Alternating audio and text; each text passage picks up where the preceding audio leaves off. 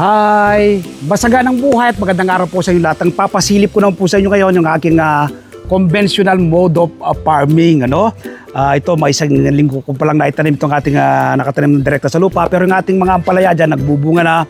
Yung ating mga sitaw, nagbubunga na. Tapos sa ibabaw, kita niyo po. Habang pinalalaki ko po yung aking dragon fruit sa baba, magtanim po tayo ng gulay sa ibabaw. Tingnan po ninyo, napaka gaganda na. So, ayan po. Ganda po yan. Yan. At tapos sa gilid, mga ampalaya. Sa kabilang side, sa gilid naman po ay sitaw. Nag-start na po magbunga yung ating mga tanim ng ampalaya. Yan po. Yan po, yan o. Diba? Dito, marami na rin po ako nakita mga maliliit na bunga rito. Yan. Tapos dito, sweet basil. Ng ating pong sitaw, kita nag-start na rin po makaka-harvest ka na po ng bunga. No? Yan o. Dito, yan o. Malalaki na po ito. Yan o.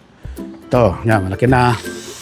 Yan, tapos yun po yung mga flower pa, flower. Yan.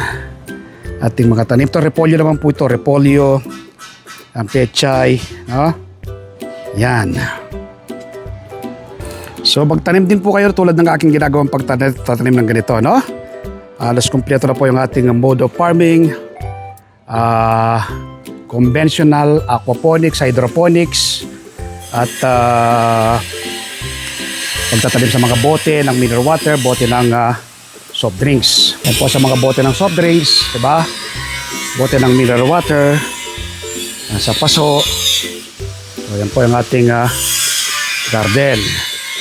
Yan Yan. Yan po, Ganda. So, gayahin nyo po yung aking pagtatanim ng ganito, ito pong tanim kong po ito, kapag umarbest na, pinamimigay ko lang po sa aming mga kapitbahay. Kapag yung sobra sa aming pangangailangan. First come first serve, nagpo-post po ako sa GC. Yan. Yun.